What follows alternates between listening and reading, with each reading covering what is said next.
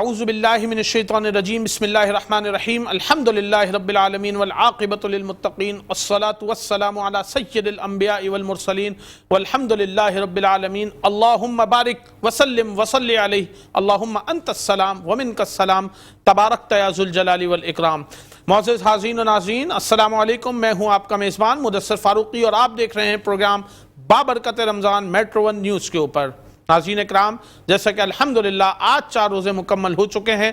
رمضان شریف اور عشرہ رحمت اپنے آب و تاب کے ساتھ چمک اور دمک رہا ہے۔ ناظرین اکرام، آج ہمارا ٹاپک بڑا انٹرسٹنگ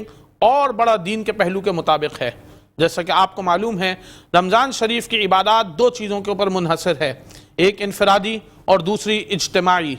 انفرادی عبادت وہ ہوتی ہے جو انسان اپنی ذات سے رکھتا ہے، نماز، روزہ، تراویح، قرآن پاک کی تلاوت اور ذکر اذکار اور نوافل اور تمام وہ عبادات، اور ایک وہ اجتماعی عبادت ہوتی ہے ناظرین کرام جس میں لوگوں کا خیال رکھا جاتا ہے۔ آج ہمارا ٹاپک اس کے اوپر بنیاد کے اوپر ہے کہ آج ہم اس کے اوپر بات کرنے کے لیے ہمارے ساتھ پینل کے اوپر موجود ہیں جناب مولانا اسد یاسین صاحب، آپ فارغ التحصیل ہیں بنوری ٹاؤن سے۔ اس کے ساتھ ساتھ موجود ہیں آج ہمارے ساتھ شخصیت کراچی کے مشہور و معروف کاروباری اور سماجی شخصیت ہمارے ساتھ موجود ہیں، مرکری انڈسٹریز کے CEO جناب عابد مجید گوڈیل صاحب۔ اس کے ساتھ آج ہمارے ساتھ تلاوت کرنے کے لیے شیخ سعد نعمانی اکیڈمی سے تشریف لائے ہیں جناب قاری محمد انس صاحب۔ ان سے میں گزارش کروں گا کہ قرآن پاک کی تلاوت کر کے اور قرآن پاک کی تلاوت کر کے پروگرام کا آغاز کریں۔ جناب قاری محمد انس صاحب۔ اعوذ باللہ من الشیطان الرجیم، بسم اللہ الرحمن الرحیم، ان ربک یعلم انک تقوم ادنی من ثلثی اللیل ونصفہ، ان ربک یعلم انک تقوم ادنی من ثلثی اللیل ونصفہ وثلثہ وطائفة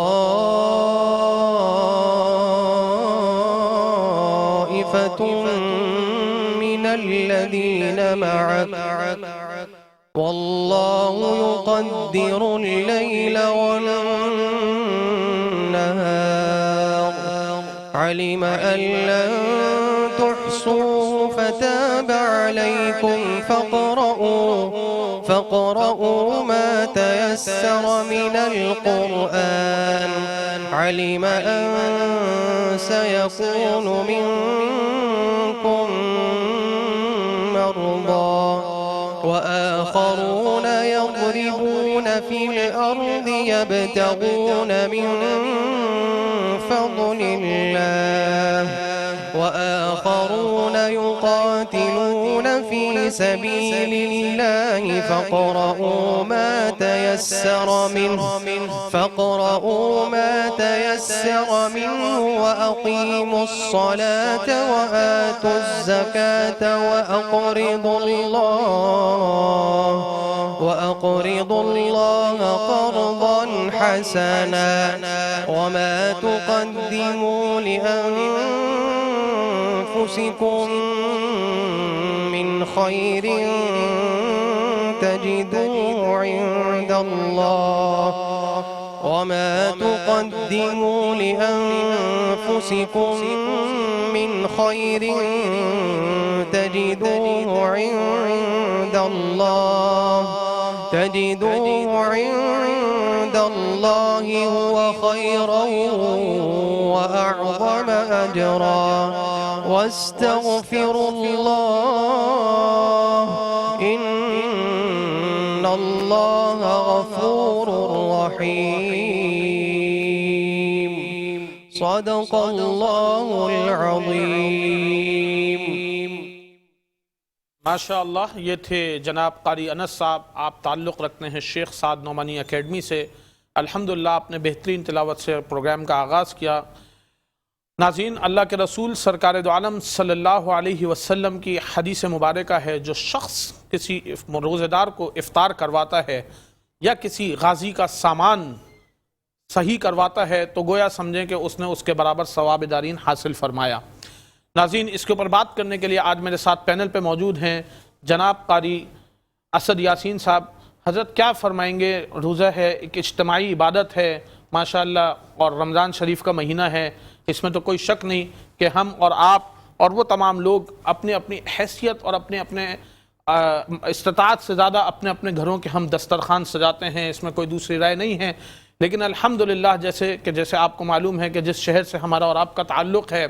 غریبوں کی بستی سے لے کے نکلیں تو امراء کے محلوں تک آپ دیکھیں گے تو کراچی شہر کی کوئی شاہراہ، کوئی سگنل، کوئی روڈ ایسا نہیں جہاں کے اوپر بہترین قسم کی افطاری کا انتظام اور اہتمام نہ کیا جاتا ہو۔ نہ صرف اپنے رشتہ دار، عزیز و اقارب، بلکہ لوگ اس بات کو بڑی دلجوئی سے کام کرتے ہیں۔ جہاں ملک معیشت کے اوپر رونا رو رہا ہے، جہاں پہ مہنگائی کا رونا رو رہا ہے، جہاں ہمارے ہاں یہ لوگ کہتے ہیں کہ جی ہمارے پاس کھانے کو کچھ نہیں ہے، لیکن الحمدللہ جیسا روزہ شریف، رمضان شریف کا مہینہ آتا ہے ہمارے پاس، تو رمضان پاک کے مہینے کے اندر الحمدللہ لوگ افطار کا اہتمام کرتے ہیں، اور بہترین افطار جو میرے اور آپ کے شاید کبھی دسترخوان پہ میسر نہیں ہوتا، وہ آپ کو ہمیشہ الحمدللہ باہر ملتا ہے، اور اس چیز کا بڑا اہتمام اور انتظام کیا جاتا ہے دنیا کے تمام ممالک کے اندر۔ کیا فرمائیں گے حضرت اس کے متعلق؟ بسم اللہ الرحمن الرحیم، نحمدہ ونصلی ونسلم علی رسولہ الکریم، اما بعد۔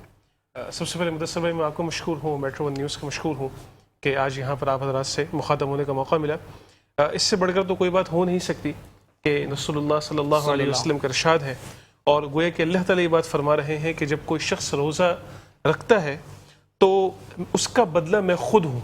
یوں کہا جائے کہ سارے ہی اعمال کی کوئی نہ کوئی جزا اللہ تعالیٰ نے اس کو طے کیا ہے، لیکن روزے کے متعلق اللہ تعالیٰ یہ بات فرماتے ہیں کہ اس کا بدلہ میں خود ہوں یا اس کا بدلہ میں خود دوں گا۔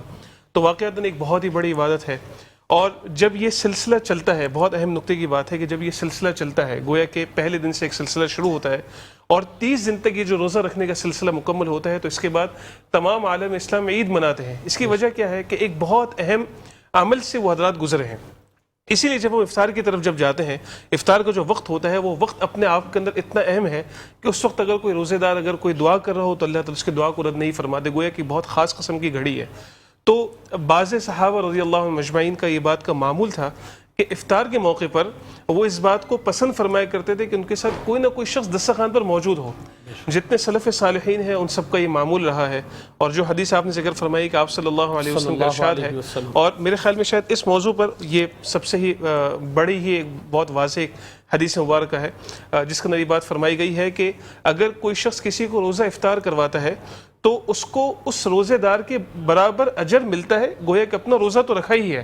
لیکن اس کو اس روزے دار کے مطابق بھی اجر مل رہا ہے جس کو اس نے افطار کروایا ہے، اور اس روزے دار کے ثواب سے کوئی کمی نہیں کی جاتی۔ یہاں پر یہ بات بھی واضح ہے کہ اگر کوئی شخص یہ کہہ رہا ہے کہ مجھے کوئی شخص افطار کروا رہا ہے تو کیا میرے ثواب سے کمی ہو جائے گی، ایسا ہرگز نہیں ہے۔ یہ آپ صلی اللہ علیہ وسلم نے خود وضاحت پیش کری ہے، اور ایک جگہ پر فرمایا گیا آپ صلی اللہ علیہ وسلم کا ارشاد ہے کہ اس کا یہ مطلب نہیں ہے کہ آپ کسی کو پیٹ بھر کر کھانا کھلا دیں، کھجور کا ٹکڑا ہی کیوں نہ ہو، پانی کا ایک گلاس ہی کیوں نہ ہو، مطلب تھوڑی سی مقدار سے مقصد لوگوں کو افطار کرانا ہے، جو آپ کی استطاعت اور آپ کی حیثیت ہے اس حساب سے آپ کھجور کھلا سکتے ہیں، کھجور کھلائیے، آپ پانی پلا سکتے ہیں، پانی سے روزہ کھلوائیے، اگر آپ انواع و اقسام کے اگر آپ دسترخوان سجا سکتے ہیں تو بہت اچھی آپ بات نے شہر کراچی کے متعلق جو بات کی، واقعتاً شہر کراچی کو اعزاز دینا چاہیے اس حوالے سے کہ آپ کو پتہ ہے کراچی کے اندر دو چیزیں بہت بڑی ہیں، ایک تو سمندر اور دوسرا کراچی والوں کا دل۔ آپ کو پتہ ہے اس معاملے کے اندر جو ہے نا الحمدللہ کوئی جو نظارہ یہاں دیکھنے کو میرے ساتھ مشہور و معروف تاجر اور کاروباری شخصیت بھی بیٹھے ہیں، ان سے بھی پوائنٹ آف ویو لیں گے۔ پہلے آپ اپنی بات مکمل کیجئے۔ بس میں یہی ذکر کر رہا تھا کہ جو آپ نے کراچی والوں کے متعلق ذکر کیا، دل چاہ رہا تھا کہ شاید میں یہاں سے بات شروع کرتا ہے، لیکن سب سے بڑھ کر تو اللہ تعالیٰ کی بات، اس کے رسول صلی اللہ علیہ وسلم کی بات۔ لیکن جب ہم ان کی باتوں سے ہٹ کر اپنے رویوں کو بھی دیکھتے ہیں، کیونکہ ہم بھی شہر کراچی سے تعلق رکھتے ہیں، جب ہم اپنے رویوں کو دیکھتے ہیں تو واقعتاً یہاں کی سڑکوں پر، یہاں کی گلیوں کے اندر، یہاں کے محلوں کے اندر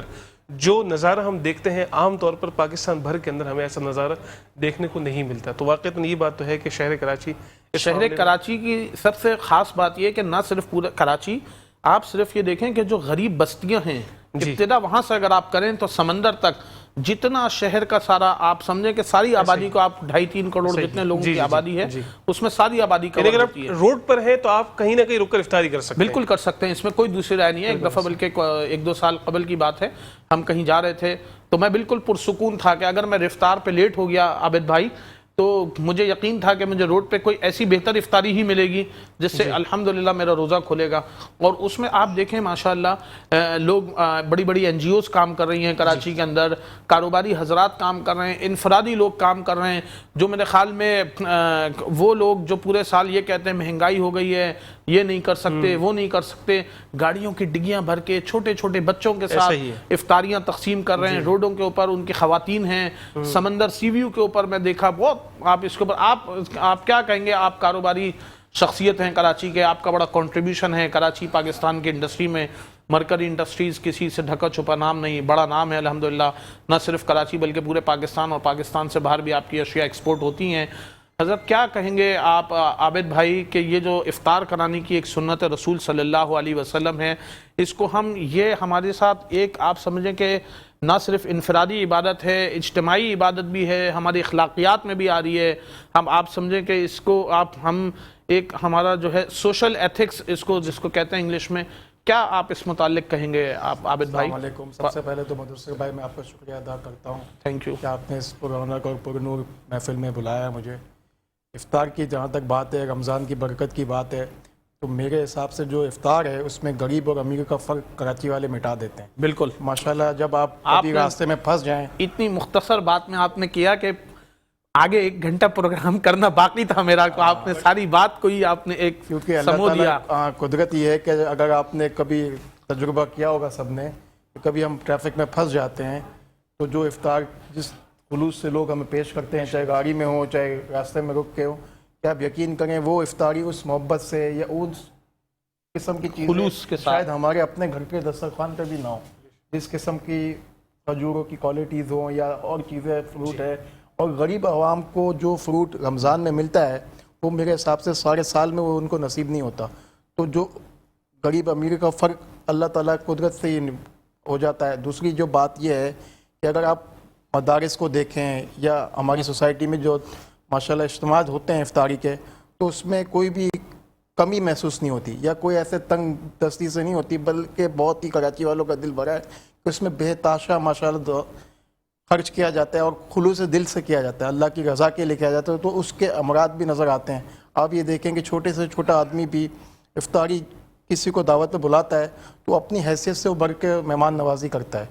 تو اللہ تعالیٰ نے اس کی برکت بھی رکھی ہے. ابھی ماشاءاللہ انہوں نے کہا کہ چاہے آپ کسی روزے دار کو ایک کھجور سے روزہ کھلوا دیں, اس کی بھی ایک برکت ہے, اور چاہے آپ اس کے لیے بہت بڑا اہتمام کریں. تو میرے حساب سے کراچی والوں کا دل تو بہت بڑا ہے, نہ صرف افطاری کے لیے بلکہ اور چیزوں میں بھی. آپ دیکھیں کہ خدا نہ خواستہ جب کوئی آفت آتی ہے, سیلاب آتا ہے, جب بھی کراچی والے اپنا ہر چیز میں پہل کرتے ہیں, چاہے امداد کی شکل ہو, چاہے جانی ہو, مالی ہو, ہر قسم سے جا کے ان کے لیے پہنچتے ہیں. تو یقیناً صرف کراچی نہیں کرتا تو بالکل پورا پاکستان ہوگا, لیکن کیونکہ اس شہر میں رہتے ہیں, ہم اس شہر میں پیدا ہو کے بڑے ہو گئے, تو ہو سکتا ہے کہ ہمیں صرف کراچی کی وہ ہو. اس میں آپ دیکھیں تو درہ خیل جہاں سے پاکستان اسٹارٹ ہوتا ہے, پہاڑی علاقوں سے, بڑے مہمان نواز ہیں سر پاکستان کے. ہم باقی شہروں میں آپ نے بھی اپنے سفر کیا سب نے, آپ کراچی سے باہر نکلیں, انٹیریئر میں بڑے مہمان نواز لوگ ہیں. نہ صرف افطار بلکہ افطار کے علاوہ کبھی آپ کہیں آپ پھنس جائیں کوئی ٹریفک کے اندر, اور پورے پاکستان کے تمام حلقوں کے اندر بڑی وہ کی بات آپ نے. اس وقت ناظرین ہمیں جوائن کیا ہے کراچی کے مشہور و معروف نعت خواں, جن کی آواز نہ صرف کراچی بلکہ پورے پاکستان اور پاکستان سے باہر سنی جاتی ہے. ہم سب کے ہر دل عزیز اور دل کے قریب جناب اسد ایوب صاحب نے. میں مشکور ہوں سر آپ کا, آپ میرے پروگرام میں تشریف لائے, آپ نے ایک مرتبہ پھر ہمیں عزت بخشی. الحمدللہ آپ ایسی نعت پڑھتے ہیں کہ جو دل کو پر مسرت کر دیتی ہے. جزاک اللہ, بہت شکریہ. اور آپ سے پہلے ہم سنیں گے, اس کے بعد ہم آپ کے ساتھ پھر انشاءاللہ وہ کریں گے. سب سے پہلے اتنی خوبصورت تلاوت یہاں پر ہو رہی تھی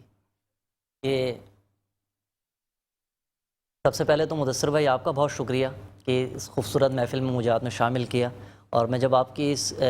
محفل میں شامل ہوا تو اتنی خوبصورت آواز میرے کانوں میں گونجی جو قاری صاحب ماشاءاللہ تلاوت کر رہے تھے. ایک پل کے لیے مجھے محسوس ہوا کہ میں حرمین طیبین کی کہیں سے کوئی تلاوت اور آواز سن رہا ہوں. ماشاءاللہ نعمانی صاحب مدینہ منورہ مسجد نبوی کے استاد بھی ہیں. انہوں نے کراچی کے اندر یہ اکیڈمی قائم کی ہے, اور اس اکیڈمی کے ذریعے یہ ہم ان بچوں کے لیے جو حفظ قرآن کرنا چاہتے ہیں اور قرآن پاک پڑھنے کے بعد مساجد کے لیے ائمہ تیار کیے جاتے ہیں, تاکہ جب قرآن پاک تراویح میں یا نماز میں سنا جائے تو سننے والے کا نماز میں دل لگے، تراویح پڑھنے میں اس کا دل لگے، اس لیول کے اوپر یہاں پر محنت ہو رہی ہے۔ اسی لیے میں نے پورے کراچی کے اندر بڑی اپنا پروگرام جب شروع ہو رہا تھا رمضان شریف کا، تو میں نے محنت کی کہ میں قرہ حضرات کہاں سے لاؤں اور قاری کہاں سے لاؤں، تو میری بڑے تجزیے اور اس کے بعد پتہ چلا، تو پھر میں نے شیخ سعد نعمانی اکیڈمی میں حضرت کراچی تشریف لائے ہوئے تھے کچھ عرصے کے لیے، ویسے وہ مدینہ منورہ اور پاکستان سے باہر دوروں پہ رہتے ہیں، آپ کو معلوم ہے۔ میں نے ان سے گزارش کی، میں نے ان سے التماس کیا کہ حضرت آپ کے اگر مجھے طلباء مل جائیں جو الحمدللہ ایسے ہیں تو اس سے ہمارے اور بچے موٹیویٹ ہوں اور قرأت کریں، تو وہ ہے۔ اور قاری صاحب جو ہیں ماشاءاللہ میرے ایم فل کے ساتھیوں میں، ہم نے جامعہ کراچی سے اپنا ایم فل بھی ساتھ میں مکمل کیا۔ آپ تو کراچی کی مشہور شخصیت ہیں سر، آپ کا کون ساتھی نہیں ہے اور کون آپ کا دوست نہیں ہے سر؟ کوئی کاروباری ہو، تجارتی ہو، اینکر ہو، ٹی وی والا ہو، قاری ہو، عالم ہو، کراچی یونیورسٹی والا ہو، کوئی ہو، آپ کے سب وہ ہیں۔ جزاک اللہ۔ آپ آج کسی حمد کا مجھے ذکر کر رہے تھے کہ وہ حمد سنیں گے آپ؟ جی سر، ابتدا آپ کی حمد سے ہوگی اور پھر آپ سے ہم قصیدہ بردہ شریف بھی سنیں گے انشاءاللہ، لیکن حمد کے بعد۔ اللہم صلی علی سیدنا مولانا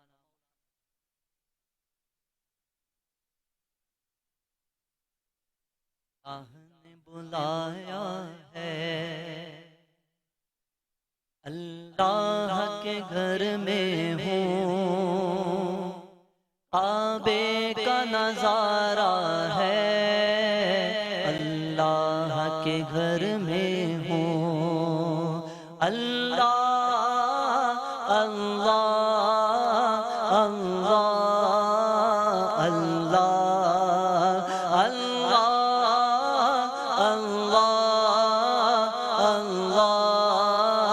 اللہ اللہ نے بلایا ہے، اللہ کے گھر میں ہوں، کعبے کا نظارہ ہے، اللہ کے گھر میں ہوں، دربار یہ کیسا ہے،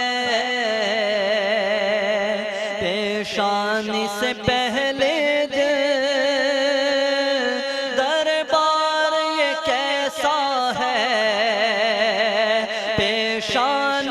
پہلے دل سجدے میں جھکایا ہے، اللہ کے گھر میں ہوں، کعبے کا نظارہ ہے، اللہ کے گھر میں ہوں، اللہ۔ ناظرین ایک مرتبہ پھر حاضر ہوتے ہیں بریک کے بعد۔ اس سے پہلے ہم بات کر رہے تھے افطار کے اوپر کہ افطار کرانا کتنا ثواب کا کام ہے، جس کے متعلق احادیث مبارکہ بھی پیش کی جناب مولانا اسد یاسین صاحب نے۔ حضرت یہ بتائیے کہ افطار کرانے کا جتنا ثواب ہے، سحری کھانا ایک برکت ہے یقیناً، اور تو سحری کے متعلق اس میں کیا اجر و ثواب رکھا گیا ہے کہ سحری کرانا بھی اتنا ہی وہ ہے ثواب جتنا افطار کا ہے، یا اس میں کچھ درجات میں کوئی کمی بیشی ہے؟ کیا متعلق فرمائیں گے سحری کرنے اور کرانے کے اوپر؟ دیکھیں بلا شبہ بات یہ ہے کہ افطاری کرانا ہو یا سحری کرانا ہو، اس میں جو بات سمجھنے کی وہ یہ ہے کہ ایک شخص عبادت کرنا چاہتا ہے نا، اور اللہ تعالیٰ کے حضور اپنا روزہ پیش کرنا چاہتا ہے، تو اگر افطاری کو اتنا اہم قرار دیا گیا ہے تو اس کی وجہ یہ کہ ایک شخص نے عبادت کی ہے اور ایک پورا دن اس نے گزارا ہے، اور ساری حلال چیزیں جو تھی جو کہ اس نے یوں کہا جائے کہ وہ عام طور پہ کر سکتا تھا، وہ کھا پی سکتا تھا، لیکن اس نے اپنا کو روکا ہوا تھا۔ اب اس شخص کو اس نے پورا دن گزارا ہے تو اس کو کھانا کھلاؤ تو اس کے اوپر اجر ہے۔ تو ہم اس عبادت کو کروانے میں جہاں کہیں کسی بھی کارنر پہ ہم کسی شخص کی معاونت کریں گے، اس کی مدد کریں گے، اس کا ساتھ دیں گے، تو وہ اجر کے اندر برابر کی چیز شامل ہے۔ جس طریقے سے افطاری کا کرنا پورے روزے کے آخر میں وقت گزرتا ہے، تو سحری سے روزہ آغاز ہوتا ہے۔ سحری اگر نہیں ہوگی تو پھر روزہ کس طریقے سے افطار کی جو ابتدا ہے روزے کی وہ تو سحری سے ہے یقیناً۔ جی ایسا ہی ہے، مطلب روزے کا جو آغاز ہے وہ ہوتا سحری سے ہے، صبح صادق سے لے کر اور غروب آفتاب تک۔ تو جس طریقے سے افطاری کا معاملہ ہے یہی معاملہ سحری کا ہے، اور آپ صلی اللہ علیہ وسلم کا تو یہ بھی ارشاد ہے کہ سحری کو مؤخر کیا جائے، افطاری کو جلدی کیا جائے، یعنی آخری وقت۔ اس لیے یہ بات ہوتی ہے کہ عام طور پر گو کہ ہم لوگ اکثر اپنی دعوتوں کے اندر ہوتے ہیں، رات کا وقت ہوتا ہے، لیکن اگر ہم نے کھا لیا ہو اور ابھی سحری کے اندر وقت باقی ہو تو اس بات کی کوشش کرنی چاہیے، اور بعض لوگ اس بات کا بڑا اہتمام بھی کرتے ہیں کہ آخری وقت کے اندر جو نا پھر وہ پانی ہو یا پھر کچھ کھانے کا ہو، اس کا باقی اہتمام کرتے ہیں کہ آخری وقت کے اندر آپ صلی اللہ علیہ وسلم کی ترغیب ہے۔ تو ہم جہاں کہیں عبادت کے پورا کرنے میں کسی کی بھی کوئی مدد کرتے ہیں یا کسی کا بھی کوئی ساتھ دیتے ہیں تو وہ گویا کہ اجر کے اندر وہ برابر کی شرکت ہے۔ اچھا حضرت، جیسے میں نے دیکھا کہ لوگ جو ہیں رات کو کچھ لوگ ایسے ہیں جو تراویح کے بعد لوگوں کو عمومی طور پہ بھوک لگتی ہے، تراویح کیونکہ مکمل عبادت ہے 1-2 گھنٹے کی، اس کے اندر انسان کو ظاہر ہے وہ ہوتا ہے، تو کچھ لوگ ایسے ہیں جو 11-12 بجے رات کو سحری کی نیت کر کے سو جاتے ہیں کھانا کھا کے 12 بجے 1 بجے، کیا وہ اس کے بعد بھی ان کی سحری کرنا جو ہے آخری وقت میں ضروری ہے، یا وہ صرف نماز کے لیے اٹھ سکتے ہیں؟ یہ میرا آپ سے ایک ویسے اپنی ذات سے سوال ہے کہ اس کے متعلق آپ کیا ارشاد فرمائیں گے؟ دیکھیں اس کے لیے پھر ضروری تو نہیں ہے، اس نے صبح صادق سے پہلے تک کا وقت ہے۔ اس میں ایک اور بات یہ بھی سمجھ لیجیے، مثال کے طور پر کسی شخص نے رات کو 2 بجے کھانا کھایا اور اس نے نیت کر لی، تو اب وہ یہ سمجھے کہ میں نے نیت کر لی تو میں کچھ کھاؤں گا نہیں، اگر وہ اپنی نیت کو توڑ کر کچھ کھا لیتا ہے تو پھر سے روزہ رکھنے کا وقت ابھی باقی ہے۔ نہیں وہ تو میں سمجھتا ہوں، تو یہ والا معاملہ، تو اگر وہ نیت کر کے جی ایسا ہی ہے، آذان سے پہلے تو جتنی مرتبہ کھانا چاہتا ہے، جتنی دفعہ بھی کھانا چاہے، تو اس کے اندر وہ یہ ہے کہ اگر وہ اس طرح سو بھی جائے اور پھر وہ فجر کی نماز میں مطلب گویا کہ صبح نماز کے ساتھ جی، تو اس میں کوئی ایشو نہیں ہے، تو کوئی مسئلہ تو نہیں وہ ہے۔ سحری میں اس کا کاؤنٹ ہوگا؟ جی میں اپنی وجہ سے پوچھ رہا تھا آپ سے، کیونکہ میں علماء یہ فرماتے ہیں کہ اگر وہ شخص اگر 12-1 بجے سو رہا ہے نا کھانا کھا کے، تو اس کو چاہیے صبح صادق سے جب وہ سحری کا وقت ختم ہو رہا ہے تو اس سے پہلے اٹھ جائے اور کچھ اس سحری کی نیت سے تھوڑا سا کھا لے، تھوڑا سا پی لے، تو وہ بھی سحری کی اس میں ثواب میں برکت والی بات ہے، برکت والی بات ہو جائے گی، اس کو وہ فضیلت حاصل ہو جائے گی جو سحری کا برکت کا حضور نے فرمایا نا۔ عابد بھائی آپ اس متعلق کیا فرمائیں گے؟ کیونکہ ہمارے دن میں آفیسز کے فیکٹریز کے روٹین ہیں کراچی کے اندر، صبح آپ کو پتہ ہے عمومی طور پہ جیسے آپ کیونکہ کاروباری شخصیت ہیں اور آپ تشریف بھی لے کے جاتے ہیں، سارے کراچی میں لوگ آپ کو دعوت پہ بلاتے ہیں، آپ بھی لوگوں کو دعوت ضیافت دیتے ہیں، یہ جو 11-12 بجے رات کو دعوتوں کا اہتمام کر رہے ہیں کراچی کے اندر یا پاکستان کے جن شہروں میں، مجھے باقیوں کا معلوم نہیں، میں اتنا وہاں ٹریول نہیں کرتا رمضان شریف میں اپنے شہر کے علاوہ، کیونکہ آپ کو پتہ ہے تمام روٹین ہوتے ہیں، تراویح بھی ہیں، اور تو یہ پوچھنے کا بتائیں کہ یہ جو 11-12 بجے کا جو وہ ہے کہ بھئی رات کو، کیونکہ ظاہر ہے جب 11-12 بجے لوگ آتے ہیں تو پھر کھانا کھاتے ہوئے اور پھر وہ 2 تو بج ہی جاتے ہیں آلموسٹ، اس کے متعلق آپ کیا فرمائیں گے عابد بھائی؟ جو اسلام ہے نا وہ ایک پورا سائنٹیفک مذہب ہے، جسے انہوں نے بیان کیا کہ حضور صلی اللہ علیہ وسلم سحری کے آخری وقت میں پسند کرتے تھے۔ اب ہم تو ایک دنیا داری کے حساب سے 12-1 بجے کھا لیتے ہیں، مگر وہ ایک سحری کا جو ایک گیپ ہے نا، وہ اس کا وہ فائدے نہیں ہوں گے جو آپ آخری وقت میں جا کے سحری کریں گے۔ تو ایک سائنٹیفک چیزیں ہوتی ہیں کہ آپ کے جسم کو ایک ریلیف ملا، ایک ڈائجیشن سسٹم ہے۔ اب اگر ہم 12-1 بجے کھاتے ہیں جو عام طور پہ یا عمومی طور پہ جو اب دعوتوں کی بات کر رہے ہیں، تو 12-1 بجے کھائیں گے، پھر ہم سحری کے وقت کچھ نہ کچھ لیں گے، تو بہتر یہ ہے کہ ہم دعوتوں کو اس قسم سے کریں کہ واقعی سحری کے وقت کی جائیں۔ اگر کسی کو، کیونکہ ہم 12-1 بجے دعوت دیتے ہیں تو کچھ لوگوں کی تراویح بھی اس سے افیکٹ ہوتی ہیں۔ حضرت یہ بتائیں، جیسے حضرت عابد بھائی کہہ رہے ہیں کہ جو جس طرح، تو جو اگر مثال کے طور پہ عابد بھائی دعوت کر رہے ہیں یا کوئی بھی کراچی میں تو 12-1 بجے جس نے دعوت رکھی ہے، یقیناً اس کی نیت یہی ہے کہ میں سحری کراؤں، کیونکہ 3 بجے گھر سے اٹھ کے آنا ممکن نہیں ہے، تو 12-1 بجے جو عام روٹین میں لوگ دعوتیں رکھتے ہیں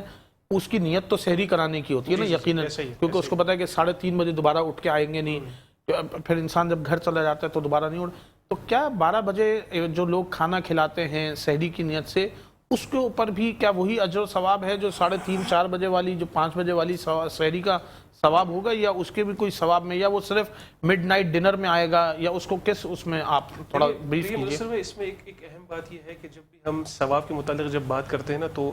ایسا نہیں ہے دین اسلام کے اندر کہ ہم چیزوں کو اتنے زیادہ ہم اس کو کیٹیگرائز کر سکیں، ٹھیک ہے؟ ہمارے لیے بس میرے خیال میں شاید سب سے زیادہ سند کے درجے میں جو ہمارے لیے جو بات ہے نا وہ یہی ہے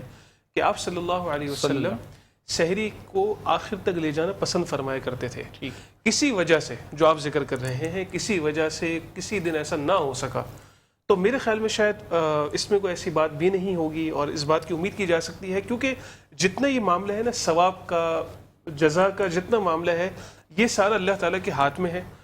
کیا بعید ہے کہ کوئی شخص اس سے بھی پہلے کھانا کھا لے اور اس کو اجر آخری وقت کے اندر کھانے والے سے زیادہ مل جائے، تو اسی لیے جو اجر و ثواب جی ایسا ہی ہے۔ تو اگر کبھی خود ایک نیکی ہے، ایگزیکٹلی ایسا ہی ہے، کھانا کھلانا خود بھی ایک نیکی ہے۔ تو اگر کبھی کچھ ایسا ہو، عام طور پر جو آپ ذکر کر رہے ہیں ایسی روٹین ہوتی ہے، لیکن کبھی کبھار ایسی ہو جاتی ہے۔ لیکن اسی کے ساتھ ساتھ ایک اور نقطہ ذہن میں وہی تھا کہ جس طریقے سے ہم رات کا معاملات کرتے ہیں اور رات کو ایک گیٹ ٹوگیدر ہوتا ہے اور ڈنر وغیرہ ہوتے ہیں سارے معاملات، اگر رات کو انفرادی عبادت کے لیے بھی کسی درجے چھوڑ دیا جائے اور وہ ساری مشغولیات، وہ ساری مصروفیات افطار کے وقت میں لے کر آئی جائیں، اس میں جو دعا کا وقت ہوتا ہے وہ بھی بہت قیمتی ہوتا ہے. گو کہ وہاں پر پھر تھوڑی سی مشکلات زیادہ بڑھ جاتی ہیں منتظمین کے لیے کہ جب افطار ہے اس کے فوراً بعد پھر مغرب کی نماز ہے, پھر سب چیزیں, رات ایک سکون والا وقت ہوتا ہے. لیکن رمضان کی راتیں جو ہیں اس میں اس بات کی کوشش بہرحال کی جائے کہ افطار پر لوگوں کو جمع کیا جائے, اور وہ بالکل فضیلت کے اندر ہم جو ہے اس میں شامل بھی ہو جاتے ہیں. حضرت ایک بات اور بتائیے گا کہ جیسے عمومی طور پہ ایسا ہوتا ہے کہ کوئی شخص 2-3 بجے سو گیا, یہ تھوڑا جی اچھا, اس کی آنکھ نہیں کھلی, نماز میں بھی نہیں کھلی, سحری کھانے میں بھی نہیں کھلی, اب اس کی آنکھ کھلی صبح 10-11 بجے, 6-7 گھنٹے اس نے اپنے نیند کے پورے کیے جو اس کا, اسے تو اس کی نیت اور اس کے متعلق آپ کیا بیان فرمائیں گے؟ کیونکہ ایک تو اس سے فجر کی نماز نہیں پڑھ سکا وہ, نمبر 1. نمبر 2 بات یہ ہے کہ وہ سحری کی نیت کیے بغیر رات کو 2-2:30 بجے اس نیت سے سویا تھا کہ بھئی میں صبح اٹھوں گا تو نماز بھی پڑھوں گا اور سحری بھی کھاؤں گا, لیکن وہ نہیں کھا سکا, نہ وہ نماز پڑھ سکا, نہ اس نے نیت کر سکا. تو آپ کوئی آدمی 10-11 بجے سو کے اٹھا, 12 بجے سو کے اٹھا, تو اس کے متعلق آپ کیا فرمائیں گے کہ کب تک اس کے روزے کی میعاد رہتی ہے کہ وہ کب تک اس کی نیت کر سکتا ہے؟ کب تک وہ نیت کر سکتا ہے؟ اس میں علماء کا سادہ سا موقف وہ یہی ہے کہ جو روزے کا وقت ہو اس کو 2 حصوں کا تقسیم کر دیا جائے. جو پہلا حصہ ہمارے پاس ہے اس پورے پہلے یعنی آخری تک, یعنی آدھے حصے تک ہم نیت کر سکتے ہیں, وہ ہمارے پاس اس کی گنجائش موجود ہے. پہلا حصہ یعنی پہلے حصے سے مراد یہ ہے کہ روزے کا جتنا وقت ہے اس کو 2 حصوں کے اندر جو ہے نا وہ تقسیم کر دیا جائے. مطلب جو اگر 12 گھنٹے کا دورانیہ ہے تو 6 گھنٹے, جی نصف النہار کا ہمارے پاس جو ہے نا وہ ایک لفظ ہے, مطلب آدھا دن. اس سے مراد یہ ہے کہ جو وقت ہے اس کی ایک شکل یہ نکالی گئی ہے کہ جو روزے کا وقت ہے اس کو 2 حصے کے اندر تقسیم کر دیا جائے. جو پہلے حصہ ہمارے پاس ہے اس کے اندر ہمارے پاس نیت کرنے کی گنجائش موجود ہے. اچھا, اس میں یہ وقت تو نہیں ہے کہ ظہر سے پہلے یا زوال سے پہلے کرنا ضروری ہے؟ زوال کا دیکھیں, زوال کا جو معاملہ ہے عام طور پر یہ جو بات کہی جاتی ہے زوال سے پہلے کر لیں, کیونکہ زوال ایک طریقے سے آدھے دن کا ایک معیار ہے. بھائی آپ اس متعلق کیا روشنی ڈالیں گے جو یہ بات بتا رہے ہیں مولانا صاحب کہ 10 سال 12 سال, کیونکہ کچھ بچے ایسے ہیں جو 5 سال کی عمر سے, جیسے آپ نے فرمایا کہ روزے رکھ سکتے ہیں, تو ان کو 5 سال یا 6 سال کی عمر کا بچہ بہت چھوٹا نہیں ہے, کیونکہ نماز کا حکم 7 سال کے بعد سے ہو رہا ہے. آپ تھوڑا اس میں متعلق مدثر بھائی, کچھ نیکیاں ایسی ہیں کہ جو بچے جب معصوم ہوتے ہیں نا, جب اس عمر میں کریں تو اس کا ثواب بھی والدین کے حصے میں آ جاتا ہے. تو یہ ایک تو پریکٹس بتائیے نا مولانا صاحب نے. اب جو بلوغت سے پہلے کے عمل ہیں اس میں بچے کا اپنا تو ثواب ہے ہی, لیکن جس طریقے سے وہ بچہ جب وہ ثواب کا کام کرے گا تو یقیناً وہ ماں باپ کے لیے بڑا صدقہ جاریہ ہے. کیونکہ وہ جیسے دیکھیں نا, جو بچے نو مولود ہوتے ہیں, جیسے لوگ کہتے ہیں بچوں صلی اللہ علیہ وسلم کا فرمان ہے نا, یہ پیسے دے دو, جی ہاں, یہ سگنل پہ پیسے دلواتے ہیں بچوں کے ہاتھ سے, تربیت کا حصہ ہوتا ہے. جی جی بالکل. اب جیسے دیکھیں جن بچوں کی ولادت ہوتی ہے, نو مولود ہوتے ہیں, دنیا سے چلے آتے ہیں, اس پر حضور نبی کریم صلی اللہ علیہ وسلم کی خاص بشارتیں ہیں کہ یہ اپنے ماں باپ کے لیے ان کی سفارش کریں گے. تو آپ جب یہ سوچیں بلوغت سے پہلے جو بچے روزے کے لیے تیار ہو جائیں گے اور مسجد میں نماز پڑھنے کے لیے والدین کی تربیت سے تیار ہو جائیں گے, تو آپ یہ سوچیں کہ ان کا ثواب تو ان کا ثواب ہے, لیکن اس ثواب میں وہ ماں باپ بھی شامل ہو جائیں گے کہ جس بچے کا جو اجر بچے کو مل رہا ہوگا. ناظرین, بہت اچھی بات کی اسد بھائی نے کہ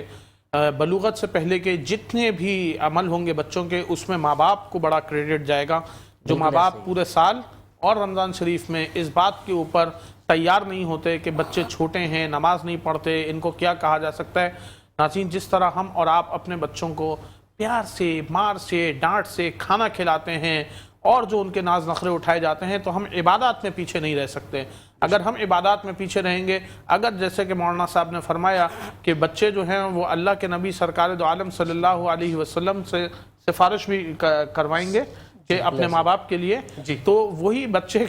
پکڑوا بھی سکتے ہیں ہمیں اللہ تعالیٰ کے ہاں کہ بھائی مطلب ہمیں تو بچپن سے ان چیزوں کی پریکٹس نہیں ہو سکی, اور ہم نے تو نماز کے لیے, کیونکہ بچوں کو بہت اچھی بات کی, جس طرح بچہ ہوتا ہے 3-4 سال کے بچے اسکول جانا شروع ہو جاتے ہیں, اور جب اگر بچہ 3-4 سال کا اسکول جا سکتا ہے, ٹیوشن جا سکتا ہے, تو نماز کیوں نہیں پڑھ سکتا, روزہ کیوں نہیں رکھ سکتا, قرآن پاک اس کی پڑھنے کی عادت ڈالنی, یہ ہمارے اوپر فرض ہے جو ہم ماں باپ کی عمر کے لوگ ہیں. کیونکہ دیکھیں بچوں سے پوچھ نہیں ہوگی, پوچھ تو ہوگی ہم سے اور ہم جیسے لوگوں سے جن کے بچے ابھی چھوٹے ہیں, کہ بھئی کیونکہ پھر جب اولاد بڑی ہوتی جاتی ہے جس طرح وقت کے ساتھ ساتھ, تو ناظرین کرام بچے بھی اسی ٹرینڈ کو فالو کرتے ہیں جو ان کو بچپن سے گھر میں سکھایا جاتا ہے. جیسے بچوں کو میں دیکھتا ہوں آج کل حضرت دکھاتے ہیں کہ جی جمعہ کا دن ہوا, اسکول سے آئے تو ان کو جی ننیال میں جانا ہے یا کہیں جانا ہے, تو یہ اب ان کا روٹین ایک سیٹ ہو جاتا ہے. بچے انتظار کرتے ہیں کہ جی جمعہ آئے گا تو ہم عابد بھائی ہم ننیال جائیں گے، یا ہم سیٹرڈے ہوگا تو ہم رات کو ڈنر کریں گے، سنڈے ہوگی تو ہم کوئی کسی کلب میں کوئی سوئمنگ کا ڈے ہے، یا جو بھی ان کی لائف ایکٹیویٹیز ہیں، اس سے دین آپ کو منع نہیں کرتا کسی بھی قسم کی آپ کو ایکٹیویٹی کرنا چاہتے ہیں آپ بالکل ایکٹیویٹی کیجئے، لیکن دین کو چھوڑ کے کوئی ایکٹیویٹی کریں گے تو اس کے اندر یقیناً ہماری اور آپ کی اخلاقی اور اسلامی ذمہ داری یہ ہے کہ ہم اور آپ اپنے بچوں تک بھی دین کو اسی طریقے سے پہنچائیں جس طرح انبیاء اکرام سے دین چلتا ہوا، صحابہ اکرام، پھر تابعین، پھر تبع تابعین، علماء، مشائخ، اور ہم تک دین پہنچ رہا ہے، ہم بھی اس کے اوپر عمل کریں، اپنے بچوں سے بھی اس کے اوپر عمل کروائیں۔ کیا ہی خوبصورت نسل تیار ہوگی، آقا نامدار احمد مجتبیٰ محمد مصطفیٰ سرکار دو عالم صلی اللہ علیہ وسلم کی، میرے اللہ کے رسول اپنی امت پہ فخر کریں گے کہ دیکھو جیسے چھوٹے چھوٹے بچے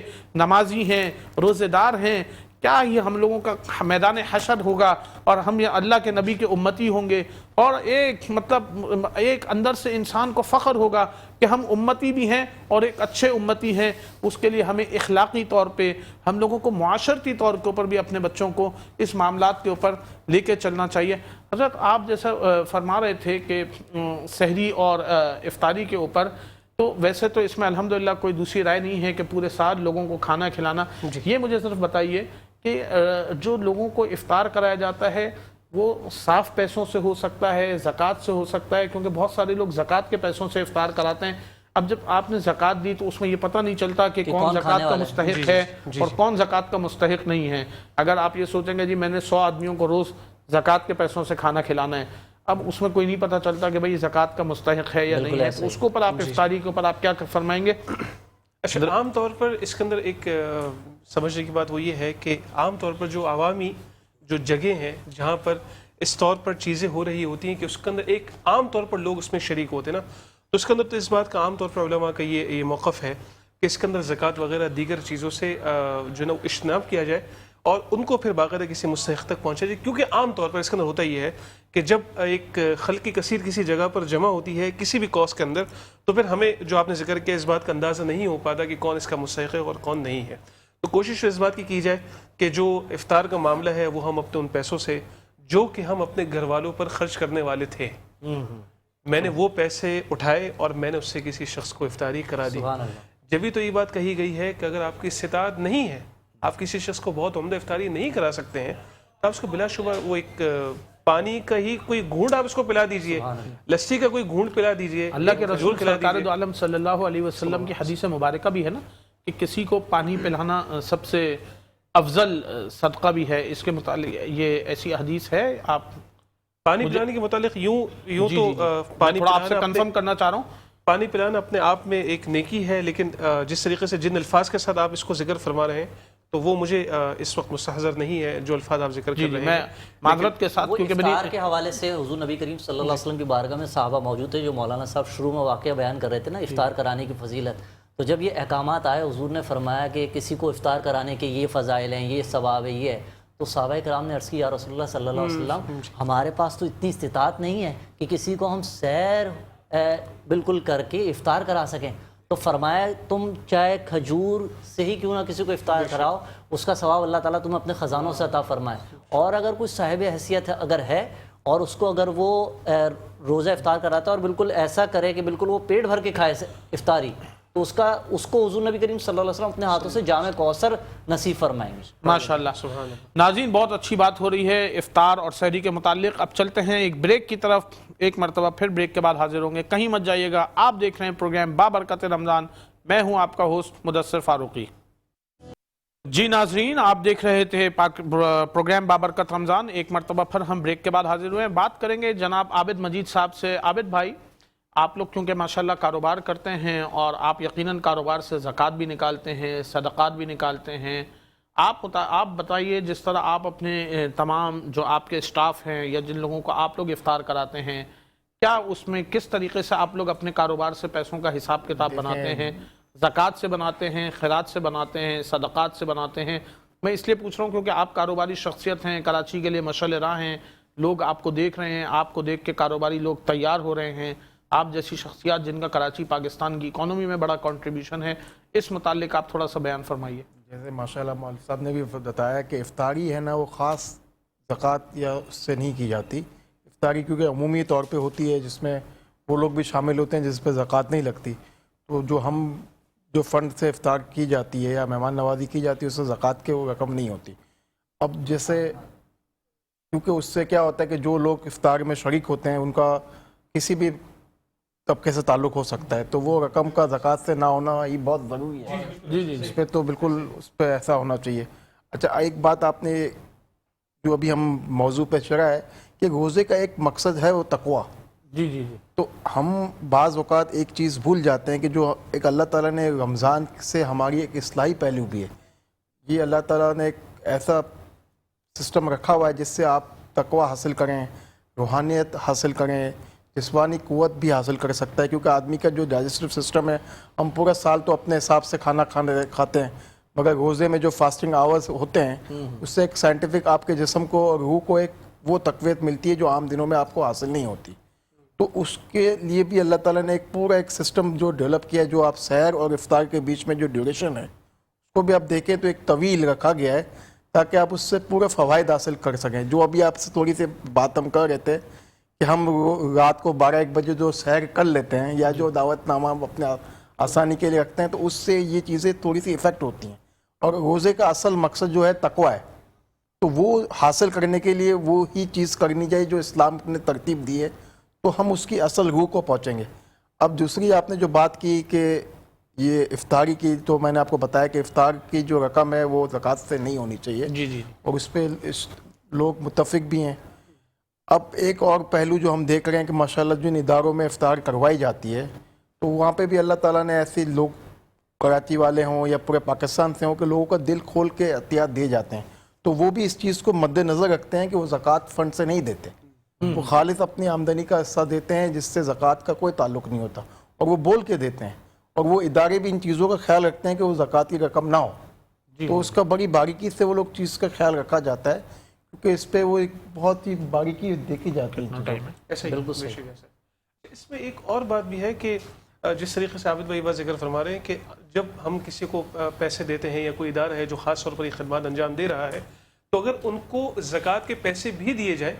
تو عام طور پر وہ اس کا بھی اہتمام کرتے ہیں کہ پھر یہ پیسہ بھی انہی لوگوں پر خرچ ہو جو اس کے مستحقین ہیں. تو عام طور پر افطاری کے اندر یہ بھی سلسلہ ہوتا ہے, لوگوں کے پاس زکوٰۃ ہوتی ہے جو اس کو نکال رہے ہوتے ہیں, وہ اس بات کا مطلب کرتے ہیں اہتمام کہ جی یہ پیسہ ہم نے فلاں فلاں جگہ دی, لیکن یہ رقم ہم نے رکھی ہوئی ہے, یہ ہم رمضان کے اندر گو کہ وہ زکوٰۃ کی رقم ہے لیکن افطاری کی مد میں دیں گے. لیکن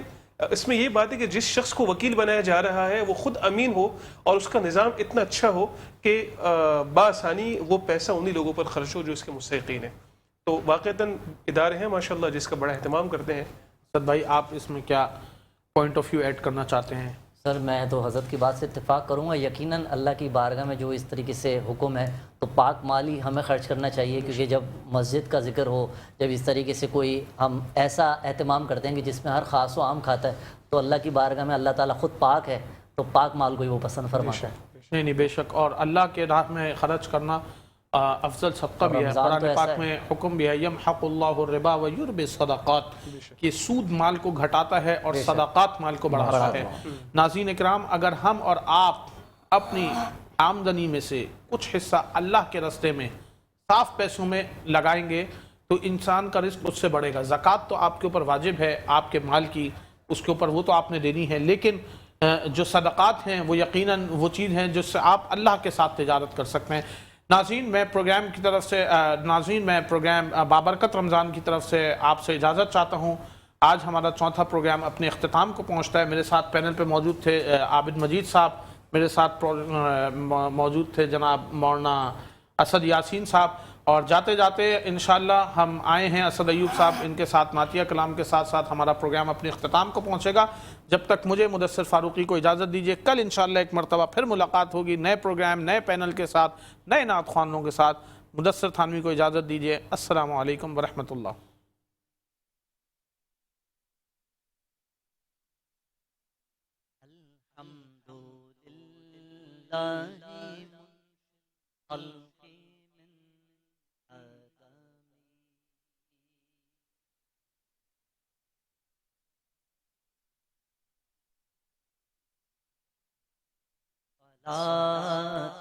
على المختار في